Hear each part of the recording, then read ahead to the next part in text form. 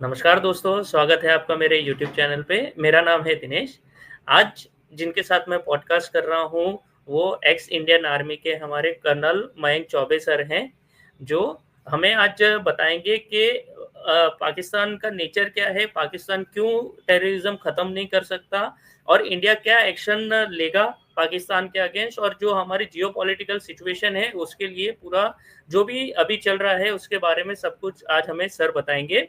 Sir, स्वागत है आपका मेरे यूट्यूब चैनल पे and thank you very much, आपने मुझे टाइम दिया डिस्कशन के लिए। एंड होप सो हमारे जो दर्शक हैं वो समझ पाएंगे the mindset which Pakistani has right now. So नमस्कार और जो नमस्कार आप दिनेश। जी, और जो आपका प्रेजेंटेशन है उससे हम स्टार्ट करते हैं सर फिर इसको। ठीक है दिनेश, बहुत बहुत धन्यवाद, आपने मुझे अवसर दिया आपके चैनल में आने का। पाकिस्तान को समझने के लिए थोड़ा सा हमें हिस्ट्री की ओर जाना पड़ेगा, क्योंकि उनका माइंडसेट वो आज क्या है उसको जानने के लिए थोड़ा सा हिस्ट्री हम रिविजिट करेंगे। और हिस्ट्री हम शुरू करेंगे वहां से कि पाकिस्तान का थॉट जो था वो कहाँ से आया था।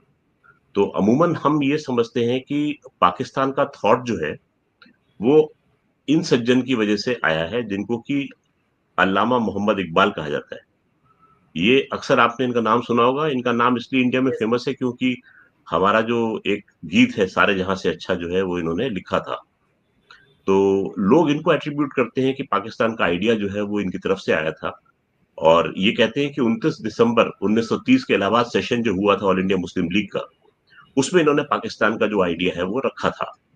और उसके कारण इनको बड़े खिताब दिए गए थे, थिंकर ऑफ पाकिस्तान यानी मुफक्किर पाकिस्तान, शायर मशरिक यानी कि ईस्ट के जो पोएट हैं, वो इनको कहा गया था हकीमुल उलमत, द सेज ऑफ द उम्मा। ऐसे बड़े बड़े इनको टाइटल दिए गए थे। लेकिन हिस्ट्री जो है वो दिनेश कुछ और बोलती है। और वो ये कहती है कि जो पाकिस्तान का आइडिया था वो इन्होंने नहीं रखा था। इन्होंने उसमें जो स्पीच दी थी उसमें देखने वाली जो चीज थी वो केवल एक लाइन थी, जहां ये अलग मुस्लिम स्टेट की तरफ कुछ बात कर रहे थे। और वो लाइन जो है वो यहाँ पर आप देखेंगे हाईलाइटेड है। और वो लाइन क्या कहती है? The Muslim demand for the creation of a Muslim India with in India is therefore perfectly justified. यानी उन्होंने अलग स्टेट की कहीं डिमांड नहीं की थी, उन्होंने विद इन इंडिया ही एक मुस्लिम स्टेट के लिए कहा था कि जो जस्टिफाई रहेगा। कहीं ये नहीं बोला था कि हमें अलहदा मुल्क चाहिए जिसका नाम पाकिस्तान होगा ना, ऐसी कोई बात उस स्पीच में नहीं थी। तो ये रॉन्ग एट्रीब्यूशन है कि इन्होंने पाकिस्तान का आइडिया रखा था। पाकिस्तान का आइडिया रखने वाले जो सज्जन हैं वो ये है चौधरी रहमत अली। और सरप्राइजिंगली चौधरी रहमत अली के बारे में आप और मैं शायद आज थोड़ा जान पाएंगे, दर्शक समझ पाएंगे। पाकिस्तान में इनका कहीं जिक्र हमने सुना नहीं है, एंड आई डाउट कि बहुत लोगों ने सुना होगा। ये जो थे एक लॉ स्टूडेंट थे, कैम्ब्रिज यूनिवर्सिटी में पढ़ रहे थे 1933 में। और इन्होंने 28 जनवरी 1933 को एक डॉक्यूमेंट निकाला अपना, now or never, are we to live or perish forever. तो इस डॉक्यूमेंट को उन्होंने थर्ड राउंड टेबल कॉन्फ्रेंस के लिए टेबल किया लंदन में जो हो रही थी। जी। एक दशक तक दिनेश इसके ऊपर कोई कार्रवाई नहीं हुई। इस डॉक्यूमेंट को मोहम्मद अली जिन्ना जो थे खुद अपोज कर रहे थे। जो डॉक्यूमेंट चौधरी रहमत अली ने बनाया था उसको अपोज करते रहे, लेकिन धीरे धीरे करते करते करते करते 1940 दशक में इसको ऑल इंडिया मुस्लिम लीग जो थी वो लेकर आई अपने टेबल पर, और इसको डब किया गया एज द पाकिस्तान रेजोल्यूशन, जो कि प्रेजेंट स्टेट में है। तो कहने का तात्पर्य ये है कि इस डॉक्यूमेंट के बेसिस के ऊपर पाकिस्तान का जो आइडिया था वो आया था। चौधरी रहमत अली की दिमाग में जो पाकिस्तान का आइडिया था वो नक्शे के रूप में कुछ ऐसा था। दीन के बारे में ये बात करते थे तो इन्होंने इसका नाम रखा कॉन्टिनेंट ऑफ दीनिया। आप देखेंगे राइट हैंड कॉर्नर में है इनका लिखा सर, हुआ। इसमें मैं एक चीज़ सॉरी आपको रोकना जी जी चाहूँगा जी, बीच प्लीज में। Please please please please. Sir, जो ये लेफ्टिस्ट हमारे हैं, जो एक्सट्रीम लेफ्ट विंग वाले, जो सावरकर को ब्लेम करते हैं कि सावरकर ने 1937 में जी आइडिया ऑफ पाकिस्तान रखा था, तो फिर जी। वो क्या बात पे करते हैं सर इस हिसाब से? तो इसमें दिनेश जी तो मैं आपको बता रहा हूँ कि जी, देखिए दोषारोपण जो होता है वो वीर सावरकर पर होता है। लेकिन मेरे ख्याल से जहां तक मेरा अनुमान है 1933 शायद 1937 से पहले आई थी, जी। है ना? तो 1933 में जहां तक मेरा मेरा अनुमान है, और इस चीज की जो पुष्टि है वो इंटरनेट भी कर देगा आपको, कि 1933 में इन सज्जन ने पाकिस्तान का जो आइडिया था वो रखा था, और ये नक्शा बाकायदा उन्होंने बनाया था। और इस नक्शे में देखेंगे वो कहते हैं प्रेजेंट स्टेट ऑफ पाकिस्तान जो है ऐसा रहेगा, जो हरे रंग से दर्शाया गया है। और उन्होंने जहां जहां मुस्लिम डोमिनेटेड एरिया था उसको एक इस कंट्री का पार्ट गिना। जैसे हमारा जो ईस्टर्न साइड थी, बंगाल के नाम से जानते हैं जिसको, वहां पर मुस्लिम डोमिनेटेड एरिया थे, उसको उन्होंने बंगिस्तान नाम दे दिया। दक्षिण में उतरते हैं तो जो हैदराबाद जो पोर्शन था जी। उसको उन्होंने उस्मानिस्तान का नाम दिया। और दक्षिण में जाएंगे तो आप देखेंगे जो केरल में वो मपलिस्तान का नाम दिया। यहां तक कि अंडमान और निकोबार आइलैंड तक उसको वो लेकर गए थे।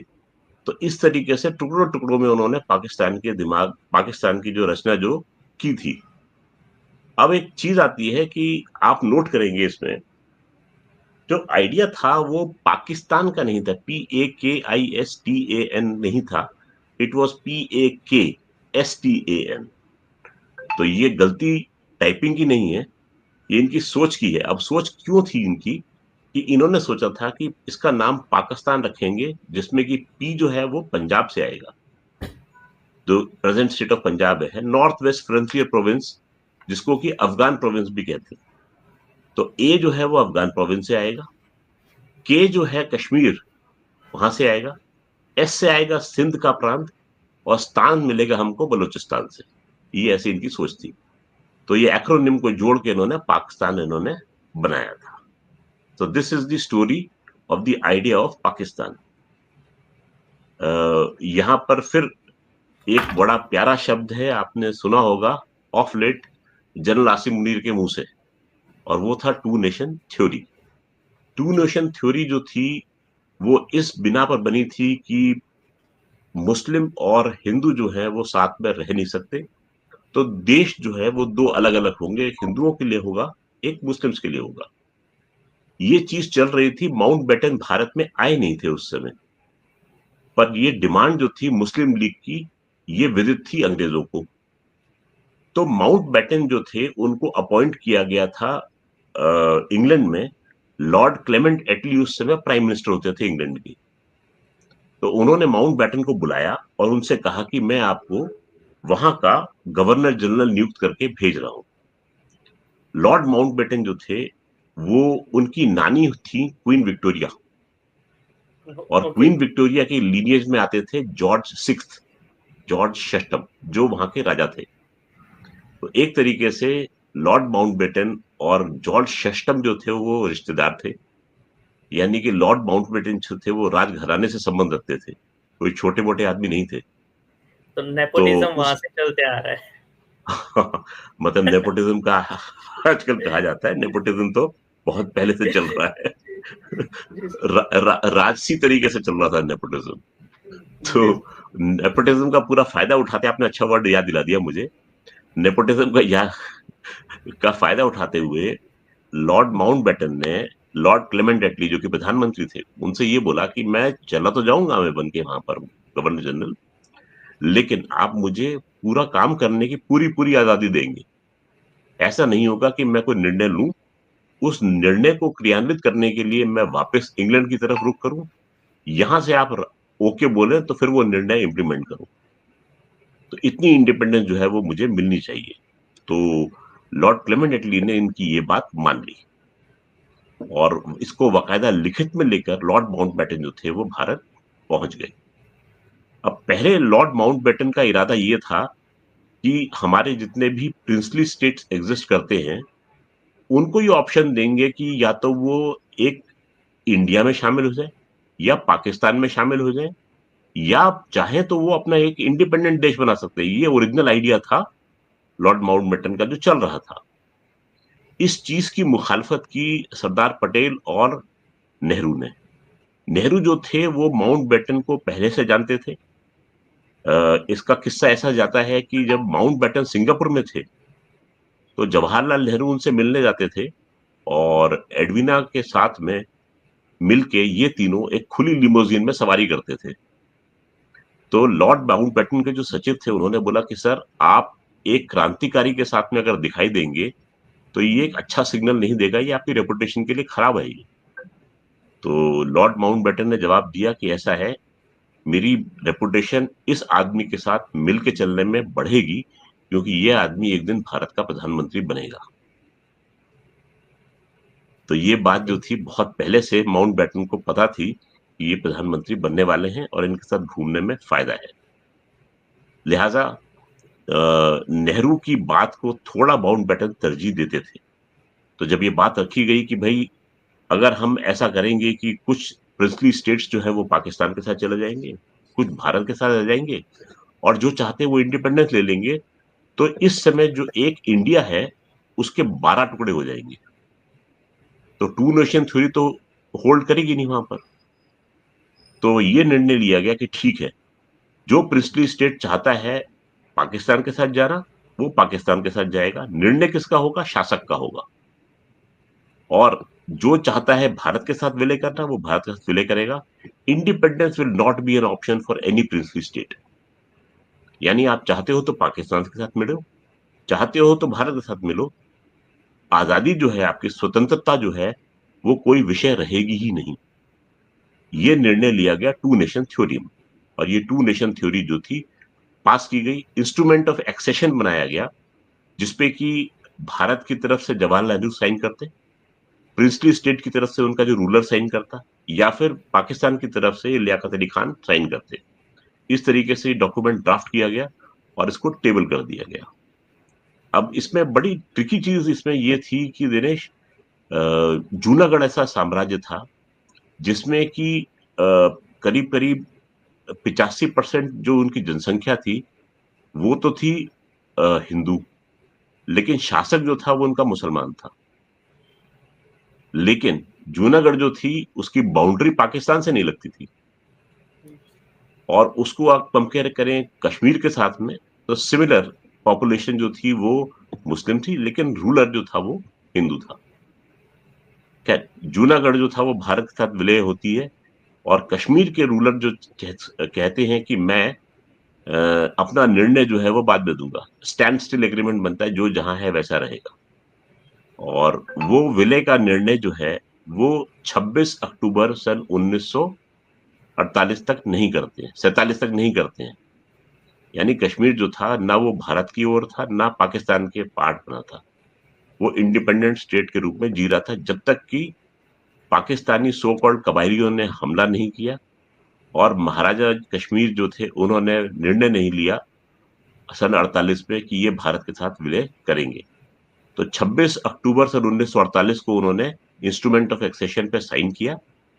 जवाहरलाल नेहरू ने आदेश दिया कि चलिए भारतीय सेना जो है अब श्रीनगर पहुंचेगी, और भारतीय सेना की फर्स्ट बटालियन सिख रेजिमेंट जो थी सबसे पहले लैंड करती है श्रीनगर एयरफील्ड पर और अपना हमला करती है उन कबायलियों पर, तथा कथित कबायलियों पर। ये दिनेश बड़े सोचने की बात है कि पाकिस्तान बार बार ये कहता है कि हम जो है कश्मीर का हित चाहते हैं और कश्मीर जो है वो पाकिस्तान के साथ विलय करना चाहता है। लेकिन आपको जानकर आश्चर्य होगा कि जब से इन कबायलियों ने हमला किया था, 20 अक्टूबर को उन्होंने हमला किया, 27 तारीख को इनको इंडियन आर्मी को फेस करना पड़ा। एक हफ्ते का टाइम था इनके पास में, रेजिस्टेंस इनको कोई नहीं कर पा रहा था।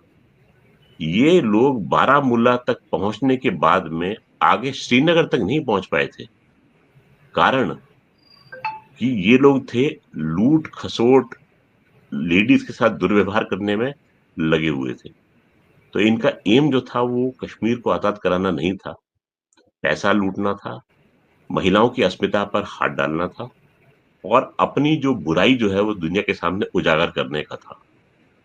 कश्मीर इनके दिमाग में कतई नहीं था। तो जो लोग ये कहते हैं कि पाकिस्तान के दिल में कश्मीर के प्रति प्रेम है, वो कृपया हिस्ट्री को एक बार दोबारा देखें। ऐसा हो नहीं सकता कि रेजिस्टेंस बिल्कुल भी ना हो और आप 7 दिन तक आप आगे ना बढ़ पाए। तो ये अपने सर आप में आज जी। भी ऐसा होता है ना सर, जो टेररिस्ट आते हैं पाकिस्तान से कश्मीर में, वो क्या करते हैं सर? वो यही तो करते हैं। मैं एक स्टोरी सुन रहा था, वहां पे वो एक टेररिस्ट ने जितनी वो एरिया की लेडीज थी सबका रेप किया हुआ था उसने, वो टेररिस्ट ने। तो वहाँ के जो वो एल्डर्स थे, उन्होंने आर्मी को बोला कि इसको मार दो। तो ये वो इनका मॉडस ऑपरेंडी रहता है, बंदूक के बल पे जाएंगे, खाना मांगेंगे और वहां की महिलाओं जो थी उनके साथ में दुर्व्यवहार करेंगे, लोगों पे दबाव बना के रखेंगे। लोग जो है डर के मारे वो किसी तरीके से खबर दे नहीं पाएंगे। जिसमें थोड़ी सी हिम्मत बचेगी वो आगे आके स्टेप लेगा, उनके बारे में बता पाएगा, तो ये पकड़ा जाएगा। ऐसा नहीं है कि लोकल सपोर्ट नहीं है, लोकल सपोर्ट भी होता है, लेकिन ये जो है ये इनका मोडस ऑपरेंडी स्टैंडर्ड बना हुआ है कि आएंगे, दबाव डालेंगे और अपने बारे में ये आगे बढ़ाएंगे। खैर ये पार्टीशन की मैप है, जिससे कि आप देख सकते हैं हरे रंग का जो है वो माइग्रेशन ऑफ मुस्लिम्स है इनटू पाकिस्तान, और ऑरेंज कलर के एरोज जो है वो शो करते हैं migration of Hindus and Sikhs into India. और जो ये सितारे हैं ये दिखाते हैं कि यहाँ पर कम्युनल फ्लैश पॉइंट्स थे, यहाँ पर आपस में रॉइटिंग हुई थी, लोग मारे गए थे बड़ी संख्या में। क्यों पाकिस्तान की सोच क्या है वो मैंने एक स्लाइड में डालने की कोशिश की है। अम, तो उसको पॉइंट वाइज, अब इसमें आपको वो पॉइंट भी मिलेंगे जो कि जनरल आसिम मुनीर ने बोला था।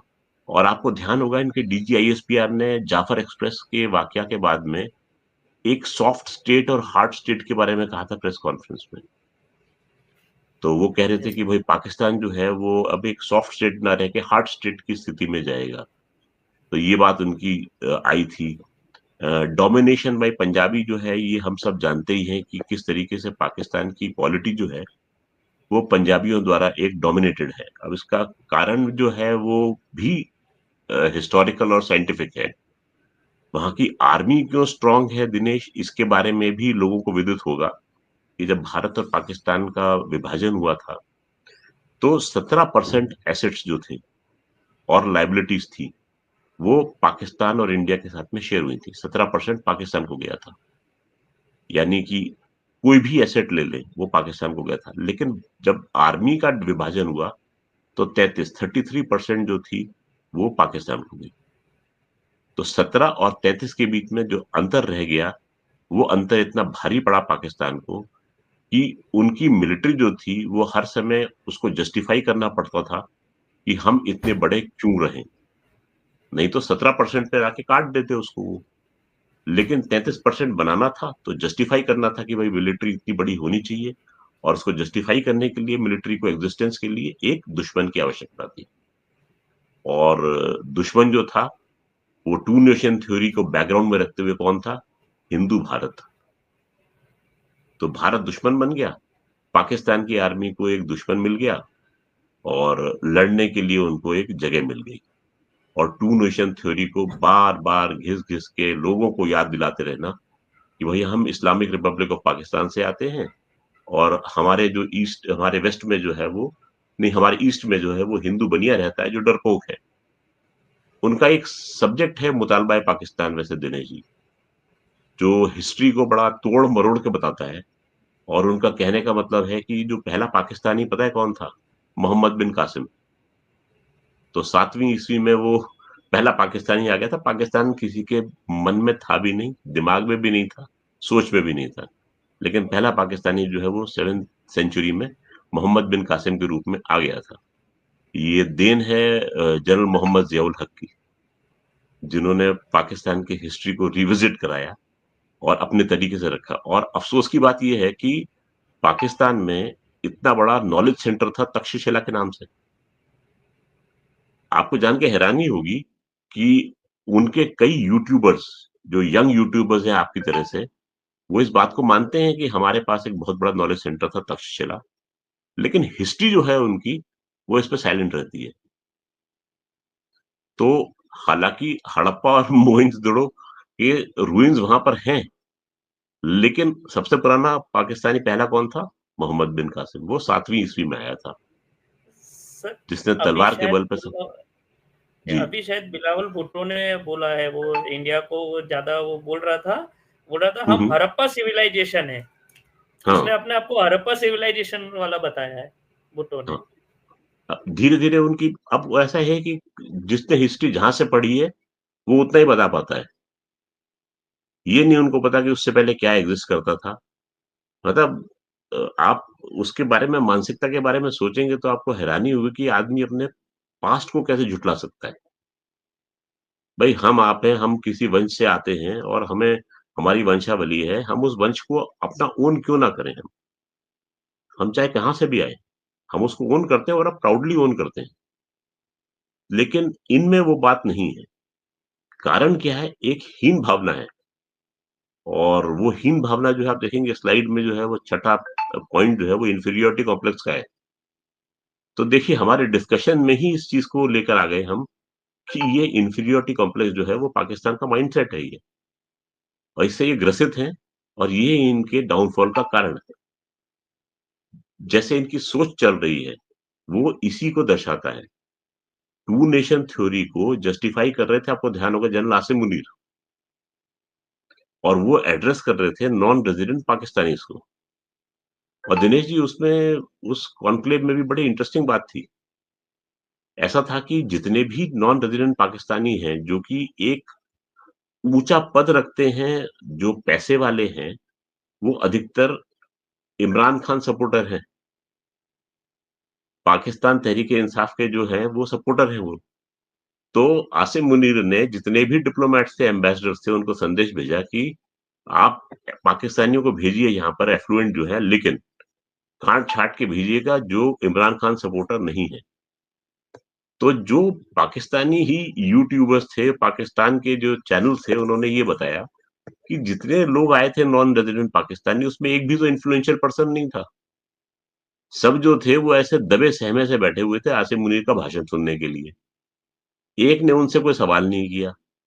जैसा वो बोलते गए वैसे वो ताली बजाते गए। अब आप देखिए, प्रधानमंत्री उनका, उनके आर्मी चीफ के भाषण को सुन के खड़ा होके ताली बजा रहा है। कुछ उल्टी गंगा नहीं बहती है? यार गंगा तो उनके लिए कुछ है ही नहीं। लेकिन ऐसा कैसे हो सकता है कि किसी देश का प्रधानमंत्री वहाँ के आर्मी चीफ के लिए खुश होके खड़ा होके ताली बजा रहा है? हमारे देश के प्रधानमंत्री जब स्टेज पे जाते हैं, तो तीनों सेनाओं के अध्यक्ष जो हैं वो सामने आदर से बैठते हैं और उनकी बात को सुनते हैं। और अगर संबोधन करना होता है तो वो बड़े आदर पूर्वक स्टेज पर जाते हैं, पहले प्रधानमंत्री को संबोधित होते हैं और फिर देश को कुछ कहना चाहते हैं तो कहते हैं। ऐसा होता है हमारे यहाँ, क्योंकि हमारी जो सेनाएँ हैं, वो पॉलिटिकल बॉसेस की बात मानती हैं। हमारे देश को नेता जो हैं वो चला रहे हैं। राजनीतिक नेता जो हैं, वो चुन के आते हैं क्योंकि वो देश की जनता की आवाज़ है, उनकी पसंद है। और हमारे यहाँ डेमोक्रेसी है, प्रजातंत्र है, जो देश का नागरिक है वो सर्वोपरि है, उसकी बात को हर व्यक्ति सुनता है। तो ये बहुत बड़ा अंतर है हमारी और उनकी सोच में। जितने आगे बढ़ते जाएँगे, डिस्कशन करेंगे, सोच जो है ये हमको और दिखाई देती जाएगी कि कितने हम लोग उनसे भिन्न हैं। अब उनका चीफ जो है वो लेके आता है चीज़, अ, एक पहले कहता है कि टू नेशन थ्योरी के बेसिस पे हम पाकिस्तान बना है, क्योंकि आज भी मुसलमान जो है वो हिंदू के साथ में रह नहीं सकता। तो इस चीज़ को मैंने उठाया था कि भई ये कैसा चीफ है आर्मी का, जिसकी दुनिया बोलती है कि भई हमारी आर्मी में हिंदू भी हैं, सिख भी हैं जो लड़ते हैं पाकिस्तान के लिए, और उनका चीफ कहता है कि हिंदू और मुस्लिम जो है वो साथ में रह नहीं सकते। यानी कि उनका चीफ खुद बोल रहा है कि उसके देश में माइनॉरिटीज़ अगर है भी, तो उनका कोई स्थान ही नहीं है। उसने एक तरीके से एक्जिस्टेंस ऑफ माइनॉरिटीज़ को खत्म कर दिया उस स्टेटमेंट को देकर। ये उनके आर्मी चीफ की सोच है। दूसरी सोच है, वो ये कहते हैं कि हम जो है एक सुपीरियर कौम है, मुस्लिम जो है वो सुपीरियर है। देखिए, जिस आदमी में हीन भावना होती है, वो अपने आप को हमेशा सुपीरियर कहना पसंद करता है। राजा जो है उसको ये नहीं कहना पड़ता कि मैं राजा हूँ, प्रजा बोलती है कि आप राजा हैं। जिस दिन राजा बोलने लगे कि मैं राजा हूँ, इसका मतलब कि राजा की जो राजशाही है वो खतरे में है। उसको कोई मान नहीं रहा है, इसलिए उसको बोलना पड़ रहा है कि मैं राजा हूँ। तो यानी कि इनकी सोच ऐसी है कि इनको खतरा ये है कि हमारा एग्जिस्टेंस जो है वो खतरे में है। और इसी एग्जिस्टेंस के डर से क्या करते हैं, जब-जब इनको लगता है कि हमारा एग्जिस्टेंस खतरे में आ रहा है, हमें अपने दुश्मन को कुछ दिखाना चाहिए, जिससे दुनिया का ध्यान जो है वो दुश्मन पे जाए, अपने देशवासियों का ध्यान दुश्मन पे जाए, देश की तरफ ध्यान ना जाए। आटा 300 रुपए किलो हो रहा है, तो वो आटे की तरफ ना देखे, लेकिन ये देखे कि हिंदू हमारा दुश्मन है, इसलिए भारत पे चढ़ाई कर दो। तो इन सब चीज़ों को सोचते हुए आसिम मुनीर ने ये सोचा कि देश को इस समय बहुत बड़ी क्राइसिस है, हर तरफ से इनकी पिटाई हो रही है। यहाँ से देखिएगा आप, अगर ईस्ट की तरफ से बढ़ते वेस्ट की तरफ से बढ़ते हैं, तो खैबर पख्तूनख्वा में तहरीक-ए-तालिबान पाकिस्तान जो है वो दबाव बना रहा है, जिसको कि अफ़गानिस्तान तालिबान का सपोर्ट हासिल है। वो ये चाहते हैं कि पश्तून एक कौम है और हम एक साथ रहेंगे। वो चाहते नहीं है पाकिस्तान के साथ मिलके रहना।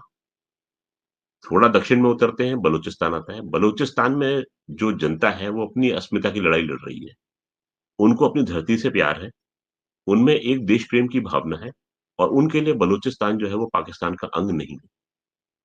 तो वो अपनी इज़्ज़त की लड़ाई लड़ रहे हैं, अपने धरती के लिए लड़ाई लड़ रहे हैं और ऐसे व्यक्ति को हराना जो है नितांत असंभव है, जो अपनी धरती की लड़ाई लड़ता है।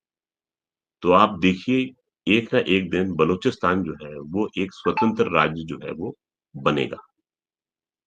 आज बेशक उनका नंबर जो है वो बहुत कम है। 44% लैंड है उनके पास में, 6% जनसंख्या है।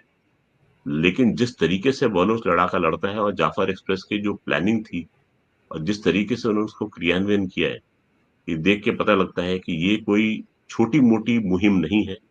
ये देश प्रेम से ओत-प्रोत एक स्वतंत्रता संग्राम जो है वो चल रहा है, जिसको दुनिया नकार रही है, पाकिस्तान उसको दबा रहा था, लेकिन अब वो दुनिया के सामने खुल के आ गया है। थोड़ा-सा भारत की ओर बढ़ते हैं तो इनका एक सिंध प्रांत आता है। सिंध प्रांत की भी अपनी कहानी है। सिंध को इन्होंने बिल्कुल अलग मान के चल रहे थे, तो सिंधु देश की मांग हुई। पंजाब का डोमिनेंस है, जो इंडस वाटर ट्रीटी के बारे में जिसके बारे में आजकल बहुत चर्चा हो रही है, करीब महीना भर पहले पाकिस्तान ने निर्णय किया था कि हम दक्षिणी पंजाब का इलाका जो है, जो कि रेगिस्तान है, उसको हम थोड़ा हरा-भरा करेंगे। तो जो सिंध प्रांत को पानी जाता है, उसको हम डाइवर्ट करके यहाँ पर पंजाब में लेकर आएँगे। तो एक प्रपोज़न ये था कि अगर सिंध प्रांत में 5 एकड़ ज़मीन उस पानी से सींची जा रही थी, तो पंजाब में 1 एकड़ ज़मीन जो है वो सींची जाती। तो वो कैनाल्स को डाइवर्ट करके पानी जो है पाकिस्तान के पंजाब को देना चाह रहे थे। सिंध प्रांत में इसके प्रति बहुत बड़ा रोष था और डेमोन्स्ट्रेशंस जो थे वो चल रहे थे। उसके बाद में इसमें आग जो थी भड़क रही थी और घी का काम हुआ इन्हीं की हरकत से, जो कि इन्होंने पहलगाम पर की और भारत ने उसके जवाब में इंडस वाटर ट्रीटी को बोला कि it is being held in abeyance. उसको खारिज नहीं किया, उसको सिर्फ ये बोल दिया कि हमने उसको ताक पर रख दिया है। तो उससे हुआ क्या कि पानी जो इनको मिलना था, उस पे पाबंदी लगी, पानी की जानकारी नहीं मिली। इंडस वाटर ट्रीटी मेरे ख्याल से हम अलग से भी डिस्कस कर सकते हैं। लेकिन जो थी इन्हीं की कारकर्दगी की वजह से सारी मुसीबत इन पे आई।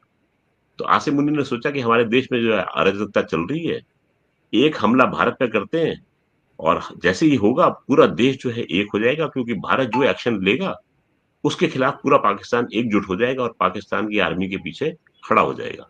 और फिर हमें जो करना है, भारत की तो हिम्मत है नहीं, कुछ नहीं कर पाएगा। हैसियत क्या कर लेगा, सर्जिकल स्ट्राइक कर देगा। ठीक है, सर्जिकल स्ट्राइक कर दे, एक आध आतंकवादी का कोई कैंप उड़ा दे। बद से बदतर क्या कर देगा, किसी आतंकवादी ठिकाने पर बॉम्ब ब्लास्ट करा देगा अपने एयरक्राफ्ट भेजकर। चलो वही सही। भाई इनके लिए तो आतंकवादी जो है वो कैनन फॉटर का काम करता है ना, मरता है मर जाए। तो ये सब प्रोबेबली उन्होंने वे किया और उन्होंने पहलगाम को क्रियान्वित किया। जो कायराना हमला उन्होंने वहां पर करवाया और उसके धीरे-धीरे करके अब तार जो है वो पाकिस्तान के साथ प्रूफ के साथ में लोग जो है वो बता रहे हैं कि ये पाकिस्तान के साथ जुड़े हुए हैं। हालाँकि वो बहुत जंप मारते हैं, कहते हैं कि नहीं जी ये हमने नहीं किया, ये आपने खुद किया है, जो भी था। लेकिन उनको ये नहीं पता था कि भारत का इस समय रिज़ॉल्व क्या है। इस समय भारत का नागरिक अपने नेता के पीछे लामबंद खड़ा हो गया। पहली बार आपने देखा होगा कि ऑपोजिशन जो थी वो बिल्कुल वही टोन में बात करने लग गई जो कि देश का प्रधानमंत्री कर रहा था। प्रधानमंत्री का सबसे बड़ा क्रिटिक जो है वो असदुद्दीन ओवैसी हैं। हर पॉलिसी पर वो मोदी के खिलाफ बोलते हैं, है ना? लेकिन इस बार जो उनकी टोन जो थी उन्होंने बोला कि सबक सिखाना ज़रूरी है। हर नागरिक ये चाहता था कि अति हो गई है, अब जो है इस पूरी मुसीबत की जड़ मदर ऑफ टेररिज्म यानी पाकिस्तान को खत्म करने की आवश्यकता है। और भारत की जनता की मांग जो थी, वो प्रधानमंत्री ने सुन ली और प्रधानमंत्री ने एक अपना भाषण दिया था मधुबनी, बिहार से, जिसमें वो वहाँ के लोकल्स को संबोधित कर रहे थे हिंदी में और संबोधित करते-करते उन्होंने अपनी भाषा बदली, अंग्रेजी में आए और अंग्रेजी में उन्होंने कहा कि हम जो है इन आतंकवादियों को धरती के छोर तक जो है वहाँ पे भी नहीं छोड़ेंगे। इनको, इनके मदद करने वालों को और इनकी पीछे जो बैठे हैं उन लोगों को हम माफ नहीं करेंगे, उनको बख्शा नहीं जाएगा। ये उन्होंने अंग्रेजी में कहा। तो अंग्रेजी का संदेश जो था वो मधुबनी की जनता के लिए नहीं था। वो था भारत की सीमाओं के बाहर, जो लोग अंग्रेजी समझ सकते हैं, उनके लिए संदेश था, ना आए तो अच्छा है, ये हम करने जा रहे हैं। सर, आप ये जी, इंडस वाटर ट्रीटी का बता रहे थे पूरा जी, कि हमने जो जी, सिग्नेटरी किए और हम डेटा शेयर करते, जो अब नहीं करेंगे शेयर करते डेटा। हैं।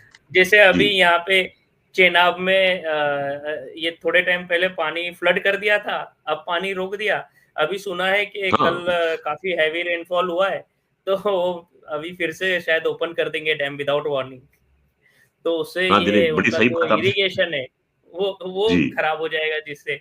तो पाकिस्तानी जी, को ऐसा लग रहा है सर कि पाकिस्तानी को इकोनॉमिकली अभी हर्ट करने में ज़्यादा इंडिया का जी, फ़ोकस रहा है। अभी ये जो लास्ट 9 डेज़ में कि उनके जी, जैसे ये स्टार्स को जो इंस्टाग्राम पे बैन किया और जी, जो इनके यूट्यूब चैनल्स बैन किए, मीन्स इंडिया इनका बड़ा चंक था। जो इनका जी, एक वो हम टीवी है जो पाकिस्तानी चैनल का 50% से ज़्यादा लोग तो इंडिया के थे उसके व्यूअर्स। इंडिया के थे। Yes sir. तो जिस हिसाब से ऐसा लग रहा है कि जो पहले जो गवर्नमेंट का था कि हम लोगों को हर्ट नहीं करेंगे, हम ओनली टेररिस्ट को करेंगे। लेकिन अब इंडिया का है कि हम इकोनॉमिकली भी जाएँगे कि लोगों को बताएँगे that it is not the right way to do a terrorist attack again and again in India और जी, अपनी पाकिस्तान पे ही प्रेशर बनाएँगे इकोनॉमिकली भी। जी। एक्चुअली दिनेश ये था कि अब तक जो भी ये हरकत करते थे आतंकवादी, हम फ़ोकस रखते थे आतंकवाद के ऊपर। हम आतंकवादी के खिलाफ एक्शन लेते थे, आतंकवादी को मारते थे। वो इनके लिए एक एक्सपेंडेबल फ़ोर्स होती थी। वो एक मरता था, 4 पैदा हो जाते थे। तो किसी तरीके से ये जो एक्शन लेते थे, वो इन पे भारी नहीं पड़ता था। पनिशमेंट इनको नहीं मिलती थी। इस बार जो है वो रुख भारत ने बदला है कि पनिशमेंट आतंकवादी को मिले चाहे ना मिले, लेकिन उसके आका को ज़रूर मिलेगी। और आका कौन है? पाकिस्तान। तो अब ये तिलमिला गए हैं कि हर्ट जो है वो पाकिस्तान हो रहा है। पहले जो थे नॉर्मल पाकिस्तानी जो है वो बड़ी कश्मीर की बात करता था कि भई कश्मीर जो है हमारी शहरग है, जुगुलर वेन है हमारी और हम कश्मीर के साथ में हैं। कश्मीर के साथ में होते क्या थे? 5 फरवरी को नारा लगा देते थे हम कश्मीर के साथ में और देश बाकी अल्लाह अल्लाह खैर सल्ला। कोई नहीं पूछता था कश्मीर को। ये उनकी सोच थी कश्मीर के साथ में और खड़े होके सड़क पे भई कश्मीर हम हमारा वो है क्या है? कश्मीर से नाता क्या ला इलाहा इल्लल्लाह, है ना? तो अब जो है उनकी सोच जो है वो भारत ने थोड़ी-सी बदली है पेच कस के। अब उनके स्वर उतरे हैं, ये जो दहशतगर्दी है इसके पीछे वर्दी है। आजकल नारा पाकिस्तान में ये बुलंद हो रहा है, क्योंकि उनको अब ये लगने लग गया है कि आसिम मुनीर ने जो कदम उठाया है, इससे हमारी कमर टूट रही है। तो अब वो खड़े हो गए हैं कि पाकिस्तानी फ़ौज के खिलाफ। पाकिस्तानी फ़ौज जो है ये टेस्ट पहली बार दिख रही है 75 साल में। जिस जनता को उसने चूरन चटाया था कि भारत दुश्मन है, भारत तुम्हारे खिलाफ है और हम तुम्हारी रक्षक हैं, हम तुम्हारी रक्षा करेंगे, तुम हमें खिलाते रहो, पिलाते रहो और हम डीएचए के प्लॉट काट-काट कर अपना पेट भरते रहें, पापा जॉन्स के पिज़्ज़ा खाते रहें, खिलाते रहें, अपने परिवार को हम न्यूज़ीलैंड, ऑस्ट्रेलिया, यूके और अमेरिका, कनाडा में सेटल करते रहें और आप जो है वो आटे की लाइन में लगे रहें। ये उनकी सोच चल रही थी। एक पाकिस्तानी ऑथर हैं आयशा सिद्दीक़ा, उन्होंने पाकिस्तान मिलिट्री इंक के नाम से किताब लिखी है, जिसमें उन्होंने पूरा खुलासा किया है कि कैसे एक पाकिस्तानी आर्मी वो आर्मी है जो कि पूरा बिज़नेस चलाती है। यानी वॉशिंग पाउडर से लेकर डायपर तक और रियल एस्टेट से लेकर पिज़्ज़ा तक सारे काम जो है वो पाकिस्तानी आर्मी करती है। तो भाई जो आर्मी बिजनेस में लगी रहेगी वो भला अपने देश की रक्षा क्या करेगी? तो ये बात तो आपको दिखाई देती है कि जैसे ही दुश्मन की हल्की झलक मिलती है, पाकिस्तान जो है उल्टे पाँव भागते हैं बैरिक की तरफ। तो ये हो रहा है और ये होके रहेगा। इस समय भी आपने देखा होगा कि बॉर्डर पे किस तरीके से पोस्ट जो है खाली है, झंडा उनका डाउन है और गायब है। ये पाकिस्तान आर्मी, और डर के मारे उन्होंने पाकिस्तान ऑक्युपाइड जम्मू कश्मीर से जितने टेररिस्ट कैंप थे, लॉन्च पैड थे उनके, उनसे आतंकवादियों को भी हटा के छुपा दिया है कि भाई पाकिस्तान इंडियन आर्मी जो है वो यहाँ हमला करेगी अगर लॉन्च पैड पे, तो तुम शायद थोड़े से बच जाओ। तो इसलिए उनको भी छुपा के रख दिया उन्होंने। सेना तो खुद छुप रही है, उनको भी छुपा रही है। छुप के कहाँ जा रहे हैं ये? अगर ये अपनी तोप या गन लगा रहे हैं, वो कहाँ लगा रहे हैं? गांव के ठीक बीच में, सिविलियन आबादी के साथ में, जिससे ये एक गोला दागेंगे और भारत को पता लगेगा गोला कहाँ से आया। वो गोले पे जब फायर करेगा तो इनकी तोप जो है वो जो गांव के बीच में लगी है, उस पे जब वो गोला गिरेगा तो गांव वाले भी मरेंगे। तो अगर 2-3 गांव वाले मर गए तो हाहाकार मचाएंगे कि भारतीय सेना जो है वो निरीह गांव वालों पे हमला कर रही है, सिविलियन को मार रही है। ये इनका प्लान है और इनके प्लान को इन्हीं के देश वालों ने उजागर कर दिया। सोशल मीडिया का जमाना है, उन्होंने वीडियो भेज दिए और वीडियो हर जगह चल गए, तो लोगों तक वो पहुंच गए। तो एज इंडियन हमारा फर्ज बनता है कि ऐसे वीडियो को एम्पलीफाई करें कि भाई ये इनकी कारकर्दगी है ना।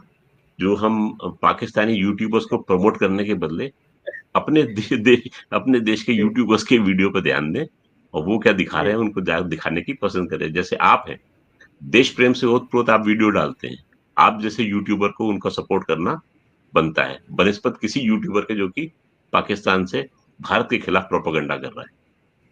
उनका प्रोपेगेंडा बड़ा सटल होता है। जी मोदी सर, बहुत तगड़ा वो उनका तो नेता पूरा है। डिपार्टमेंट है सर, उनका तो पूरा हाँ, डिपार्टमेंट है ना प्रोपोगेंडा का। बिल्कुल। उनका तो प्रोपोगेंडा बहुत स्ट्रांग रहता है सर। हाँ, यहाँ पर अब क्या है कि धीरे-धीरे हमें उसकी भनक लग गई है, हम समझ गए उस चीज़ को। अब हम सजग हो गए हैं।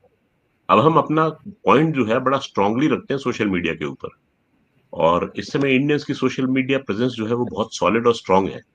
उन्होंने तो डर के मारे अब ट्विटर को बंद कर रखा है। वीपीएन के बल पे वो लोग ट्विटर चलाते हैं। तो आप देखेंगे कुछ एक हैंडल हैं जो चल रहे हैं, वो हैंडल कौन से हैं आपको पता ही है? जो डीजीआईएसपीआर के अंडर में है, बॉट्स चलते हैं उनके, कि भाई दिनेश देश प्रेम का वीडियो डालता है तो इसके पीछे पड़ जाओ, इसको इसकी बुराई करना सीखो, है ना? ये उनका मोडस ऑपरेंडी रहता है। जैसे मैंने कोई डाला तो मुझे लिखते हैं कि भाई तुझे कर्नल किसने बना दिया? तो फिर मैंने मूड में था, मैंने उनको लिख दिया कि भाई अगर जनरल असीम मुरीद बनाता तो जनरल बन गया होता मैं। तो ऐसे-ऐसे तो महान हस्तियाँ हैं और लिखना भी नहीं आता है इनको, ना अंग्रेजी आती है, ना हिंदी, हिंदी तो खैर लिख नहीं पाते कुछ भी। आप लिखावट से समझ सकते हैं कि किसी भारतीय ने लिखा है या किसी पाकिस्तानी ने लिखा है। इनका लैंग्वेज क्राइसिस भी बहुत बड़ा है सर। बहुत बड़ा है। ये हिंदी पंजाबी मिक्स करके उर्दू बोल देते हैं उसको। हाँ, और उर्दू भी ऐसी जो कि ज़्यादा पंजाबी से लिपटी हुई है और हाँ, जो कि लॉजिक से परे है, लॉजिक से परे है। सोच जो है उनकी है नहीं, मतलब मुँह में भगवान ने ज़ुबान तो दे दी है, लेकिन उसके ऊपर दिमाग नहीं दे पाया। ये तो ज़ुबान को लेके घूम रहे हैं अपने, तो अगड़म-बगड़म जो बकना है बकते हैं। तो ये भारत में फ़र्क है, भारतवासी जो है बगड़म-बगड़म नहीं बकता, शांत रहता है अपना। जो एक्शन होता है वो ग्राउंड तो पे ले लेता है। तो सर इसमें अभी ये स्टेप तो हो गया, डिप्लोमेटिक स्टेप भी इंडिया ने लिया है, फिर ये इंडस वाटर ट्रीटी भी लिया है। तो क्या इंडिया का कुछ ऐसा काइनेटिक स्टेप है? और अगर इंडिया अभी जैसे हमारे जो इंडिया के फॉरेन सेक्रेटरीज हैं उनका अफगानिस्तान में मीटिंग हुआ, अफगानिस्तान के जो एक्टिंग फॉरेन मिनिस्टर है उनके साथ, तो क्या लगता है सर, इंडिया अब काइनेटिक एक्शन लेना है तो वो किस हिसाब से ले सकता है? अभी इंडिया एकदम शांत हो गया है, लास्ट जैसे 3 दिन से कास्ट सेंसस पे ही वो डिस्कशन चल रहा है, तो सारी डिबेट शिफ्ट हो गई है। जो पहले इंडिया पाकिस्तान पे थी, अब सारी शिफ्ट हो गई है कास्ट सेंसस पे, सारा सोशल मीडिया पे हट गया। बट ऐसा इनका गवर्नमेंट का भी रहता है कि ताकि इनको डाइवर्ट करो और हम हमारा काम करते रहें, जो भी आर्मी का करना है वो करना है। तो क्या लगता है सर, काइनेटिक एक्शन किस हिसाब से अगर होगा तो हो, और क्या एक ही तरफ से होगा जो इंडिया लेगा, कि हो सकता है कि अफगानिस्तान है, बीएलए है, और जैसे आज ईरान ने अटैक किया है, तो सबको मिला के रहेगा, बिकॉज पाकिस्तान ने अपनी 2 रेजिमेंट तो जो वेस्ट से ईस्ट की तरफ पाकिस्तान ले आया अपने खुद के, तो वहां पे एक वॉइड बन गया है उनका, बलूचिस्तान और अफगानिस्तान की तरफ पे। तो क्या वो लोग उनका फायदा उठा के इंडिया उनको भी पुश कर सकता है कि यहाँ पे ये मीन्स कंबाइन अटैक करे, ऐसा कुछ हो सकता है क्या? दिनेश जी, बड़ा अच्छा प्रश्न किया है आपने। आपने पहली बात रखी थी डिप्लोमेटिक स्टेप्स। तो आप याद कीजिएगा सन 2016 में एक missile technology control regime MTCR थी, जिसमें कि भारत उसका सिग्नेटरी नहीं था।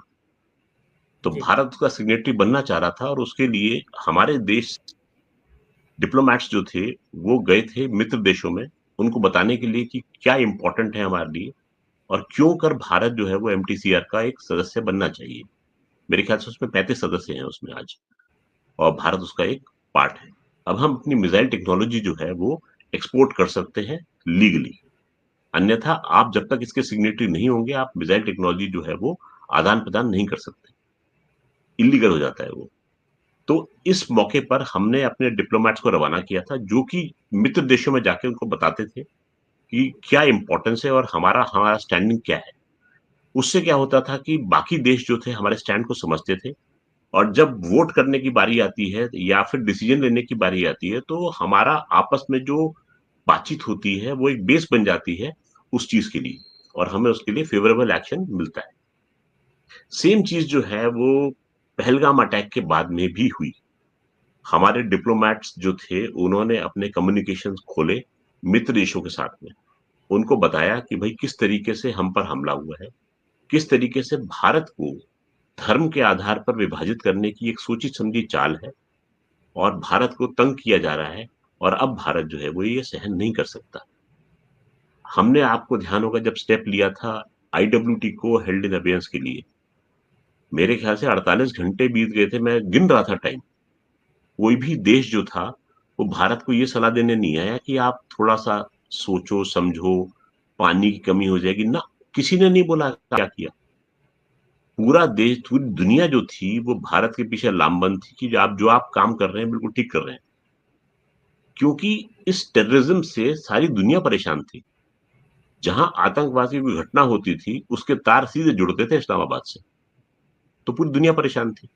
अब उनको दिखा कि भारत जो है वो जो स्टेप ले रहा है वो जस्टिफाइड है, और अब इसका सपोर्ट करना बनता है। तो इनका जो एक मित्र देश जिसको ये कहते हैं, जिसकी दोस्ती क्या है, फौलाद से तगड़ी और हाँ हाँ हाँ। सागर से गहरी और शहद से मीठी है, उसने जी भी जी कुछ नहीं बोला। उसने भी कुछ नहीं बोला। जी तो जी। उसके पास में भी एक ऐसा अस्त्र है, ब्रह्मपुत्र जो है वो वहां से बहती हुई आती है, और हमारी बीच में कोई इंडस वाटर ट्रीटी जैसी संधि नहीं है, लेकिन चाइना ने भी इनके पक्ष में कोई बात नहीं रखी। तो ये जो सोच रहे लेकिन थे कि चाइना कूद। जी। सर इसमें जो ब्रह्मपुत्र का है, जो जी। ब्रह्मपुत्र आई थिंक 70 to 80% जो ओरिजिनेट होती है वो अरुणाचल से होती है। तो ब्रह्मपुत्र चाइना। अपर राइपेरियन जो है चाइना बनता है उसका, चाइना से फ्लो करके जी। आती है वो। तो अगर हाँ, चाइना चाहे तो जैसे वो डैम बनाता है, और हम उस पर बात करते हैं कि भाई उससे हमारा रिवर फ्लो जो है वो कम हो जाएगा, रेट ऑफ फ्लो। जी खैर वो अलग बात है, लेकिन कहना मैं ये चाह रहा था कि चाइना जो है वो भी नहीं बोला। इनको बड़ी उम्मीद थी कि जी जी चाइना बढ़ चढ़ के बोलेगा। अच्छा, तुर्की का जो प्लेन है लैंड करता है कुछ सामान के साथ में, जब उसको लोगों ने ऑब्जर्व किया तो टर्की ने पता है क्या जवाब दिया, वो हमारा प्लेन तो रूटीन फ्लाइट पर था, वो रिफ्यूलिंग के लिए उतरा था वहां पर। भाई अगर कोई कंट्री मदद करना चाहता है तो खुल के मदद करता है, इसमें चोरी छिपे बात थोड़ी है। अब जैसे अजरबैजान है वो पाकिस्तान का पक्षधर है, हमें पता है उसका, यस। क्योंकि अजरबैजान जब बना था तो पहली कंट्री जिसने अजरबैजान को सपोर्ट किया था वो पाकिस्तान थी। तो वो उस एहसान तले दबा हुआ है, और मैंने उनके लोगों को देखा है कि वो लोग पाकिस्तान को खुल्लम खुल्ला सपोर्ट करते हैं। तो और इंडिया जो है वो आर्मीनिया को सपोर्ट करता है, बिल्कुल और सर। आर्मीनिया से उनकी ठनी रहती है, तो लिहाजा अजरबैजान को सपोर्ट करता है। लेकिन किसी कंट्री ने खुलकर ये नहीं बोला कि हम पाकिस्तान को सपोर्ट कर रहे हैं, और ये हमारा वेपन सिस्टम आपके लिए और ये दे रहे, किसी ने नहीं बोला। तो हर आदमी जो है वो जानता है कि मॉरली भारत सही है, और इकोनॉमिकली सर मिलिटरली स्ट्रांग है। इसमें अभी जी। रिसेंटली आज ही अजरबैजान ने बोला है आई जी थिंक आज ही बोला है that they are supporting Pakistan. आज कुछ स्टेटमेंट आया पाकिस्तान। है। हाँ हाँ हाँ, हाँ। आज ही आया है सर। बाकी अब वो लोग धीरे अभी तक धीरे क्या शांत होगा है, कि बट हाँ, लोगों की धीरे धीरे हिम्मत बढ़ेगी जैसे जैसे टाइम जाएगा। आप देखेंगे कि मेरे ख्याल से दुनिया में 10 या 12 कंट्रीज होंगे जो कि पाकिस्तान के पक्ष में खुल के सपोर्ट में आएंगे। आएंगे। जब ऐसी बात होती है तो विभाजन होता है। ऐसा कोई नहीं है कि भारत जैसा जो कि यूक्रेन के पक्ष में भी बोलता है और रूस के पक्ष में भी बोलता है और उनसे बोलता है कि शांति बना के रखो, और दोनों देश जो है वो भारत की इज्जत भी करते हैं। ऐसा देश जो है वो होता नहीं है। तो होगा धीरे धीरे, जैसे जैसे समय बीतेगा ये चीज आएगी। आपका दूसरा प्रश्न था काइनेटिक एक्शन का। देखिए, प्रधानमंत्री जो होता है वो जो एक्शन लेता है वो देश की भावनाओं को ध्यान में रखते हुए लेता है। इस समय प्रधानमंत्री स्वयं आहत थे। देश का मूड जो है वो उनको विदित है।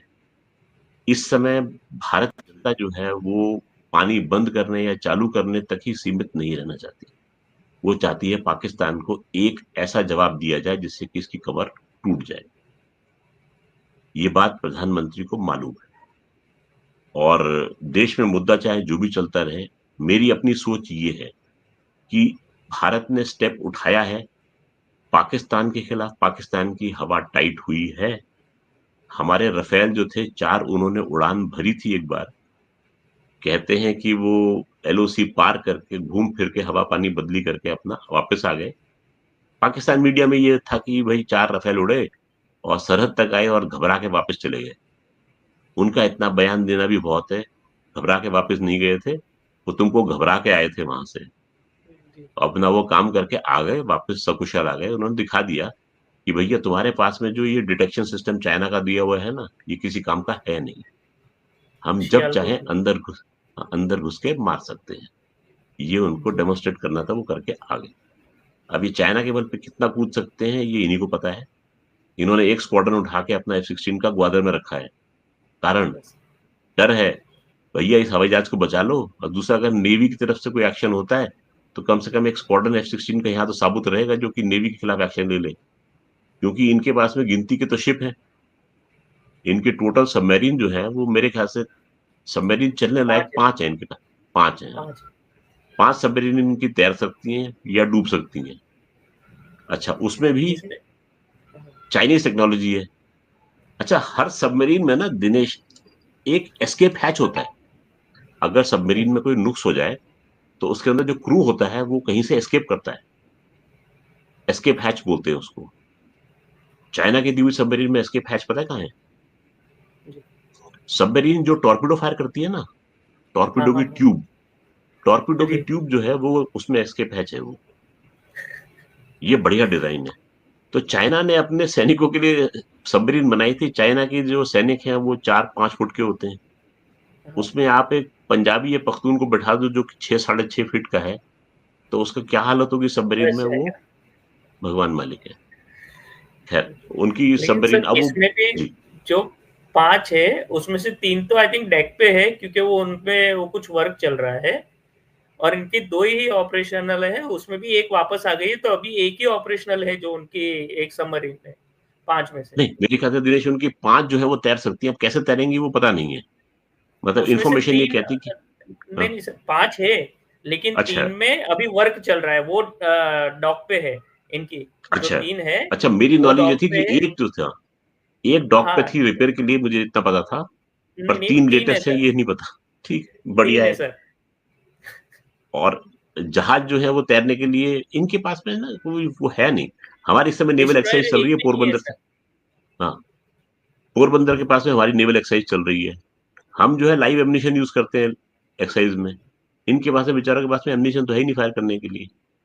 कुछ ही देर में, जैसे जो पोस्टरिंग हमने की है, इनके डर के मारे कॉम्बैट एयर पेट्रोल होती है हवाई जहाजों की, उड़ते हैं अपने बॉर्डर की निगरानी करने के लिए। थोड़ी देर में इनके पास में तेल भी खत्म हो जाएगा।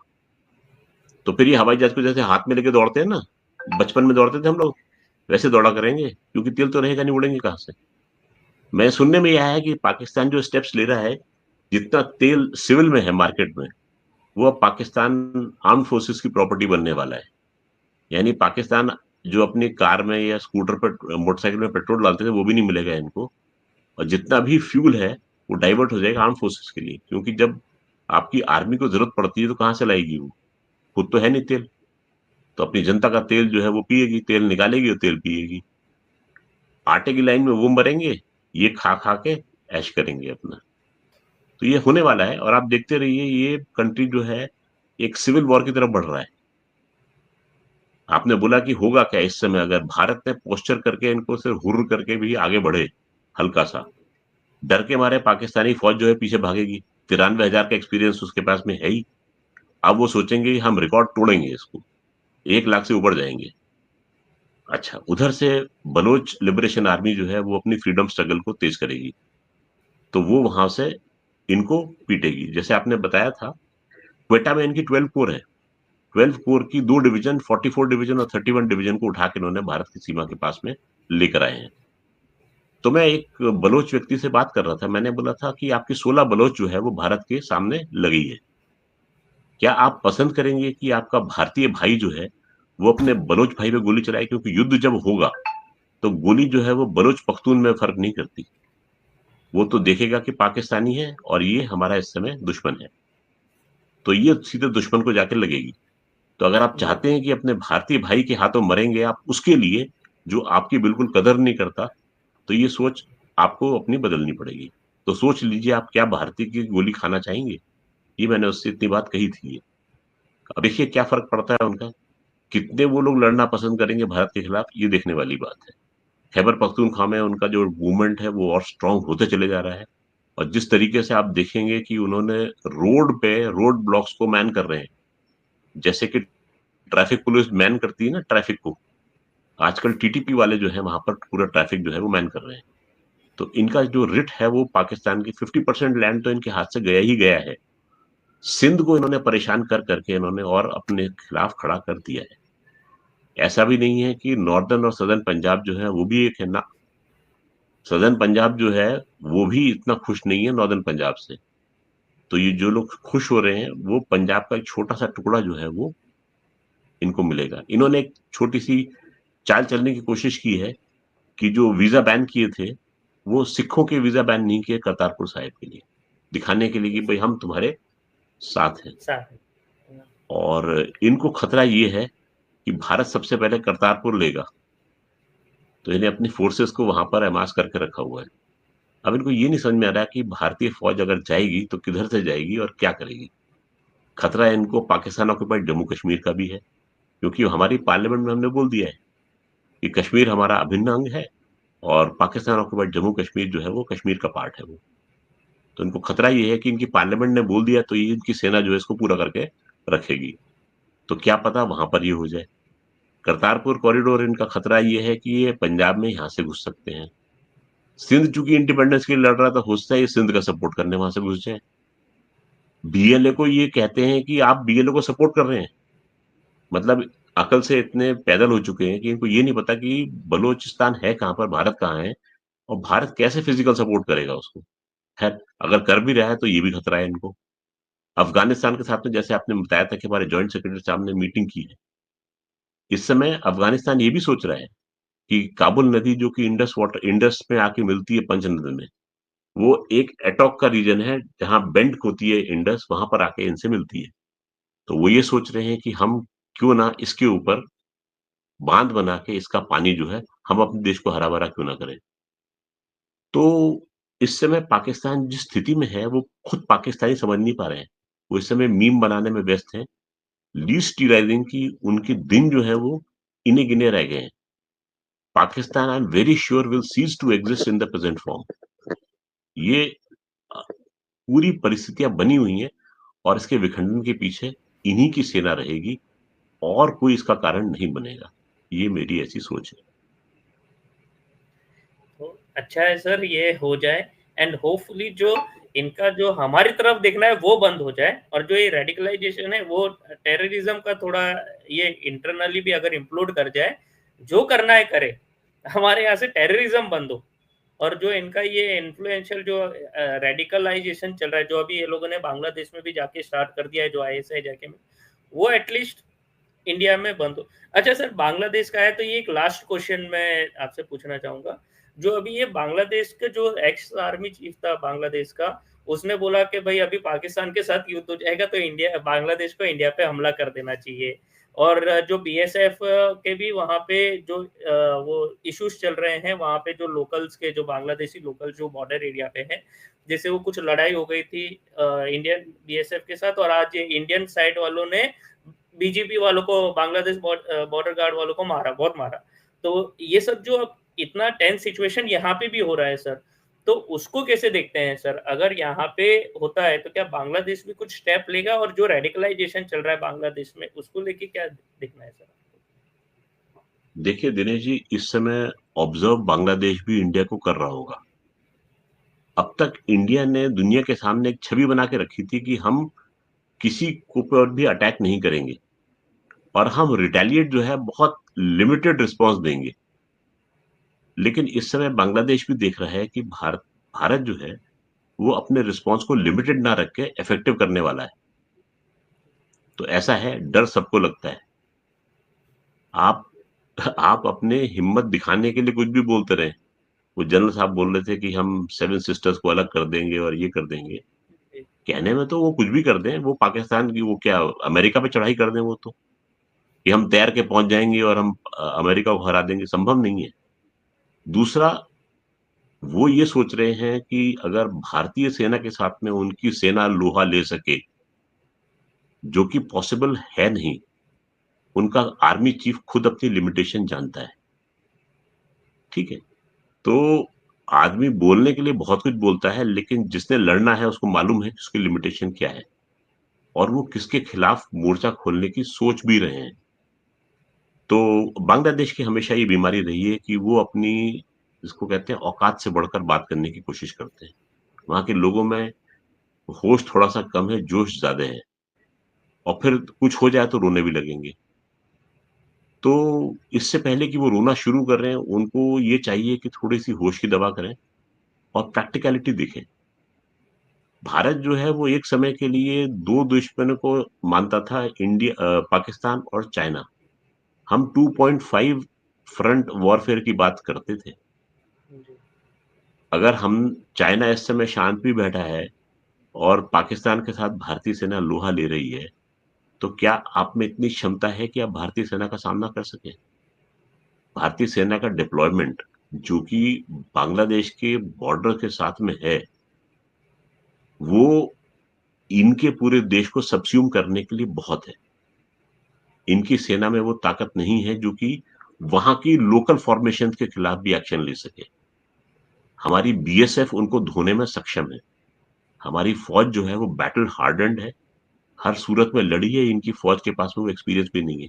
अराकान आर्मी से तो ये पिट रहे थे वहां पर यस सर। पर, है जो लड़ाके हैं वहां पर, जो कि ट्रेंड है जंगल्स में, उनके खिलाफ लड़ नहीं पा रहे थे। आप एक प्रोफेशनल आर्मी के खिलाफ मोर्चा खोलने की सोच रहे हो। तो ऐसा है कि हाथी अपनी चाल चलता है, कुत्ते भौंकते रहते हैं, हाथी उन पर ध्यान देता नहीं है। अगर कुत्ते काटने की कोशिश करें, तब हाथी अपना धीरे से पैर हिला देगा या पूंछ हिलाएगा, और कुत्ता फिर क्यों क्यों करके अलग गिरेगा वो। तो ये ऐसी स्थिति कुछ ऐसी मुझे नजर आ रही है। घबराने की जरूरत है नहीं इसके लिए। ठीक है, उसका आनंद लेते रहें, उसका सजग रहें, जी। ठीक है। ऐसी सोच हमारे इस भाग में भी है, ये जान के चलते रहे। ठीक है सर, नहीं सही है, आपने बहुत अच्छे डिटेल में एक्सप्लेन किया सर कि क्या रीजंस, हम क्या एक्शंस ले सकते हैं और पाकिस्तान का क्या माइंडसेट है हमारे लिए। तो आपने ये पूरा डिटेल में बताया, उसके लिए thank you very much sir. और आपने जो इतना समय दिया स्पेशली, उसके लिए thank you very much sir. और मैं आपको ऐसे ही जब भी कुछ ये रहता है, और अभी हमारे जो नेक्स्ट रहेगा, मैं उसमें आपको ज़रूर याद करूँगा फिर से। तो thank you very much sir आने के लिए, एंड बहुत-बहुत धन्यवाद सर आपका। थैंक यू दिनेश जी, आपने ये अवसर दिया मुझे बात करने का, और बड़ा अच्छा लगा आपसे बात करके। Thank you sir. तो thank you sir. Thank you so much, thank you so much Dinesh ji. Thank you नमस्कार, सर। जय थैंक हिंद। You sir. जय हिंद सर। जय Hind sir. So guys, hope so आपको ये सेशन मज़ा आया होगा, आपको अच्छा लगा होगा कर्नल सर की बात सुन के। सो आप please do like and subscribe my channel, और जो भी ऐसे आपके कुछ रहते हैं कि आप इनको बुलाइए या किसको बुला सकते हैं, वो आप मुझे सजेस्ट कर सकते हैं। मैं एक बार ट्राई करूँगा उनको बुलाने का, उनसे डिस्कस करेंगे और हम राय लेंगे, कोई भी टॉपिक हो चलेगा। तो आप please subscribe my channel and like my videos and share this to your friends and family for the knowledge.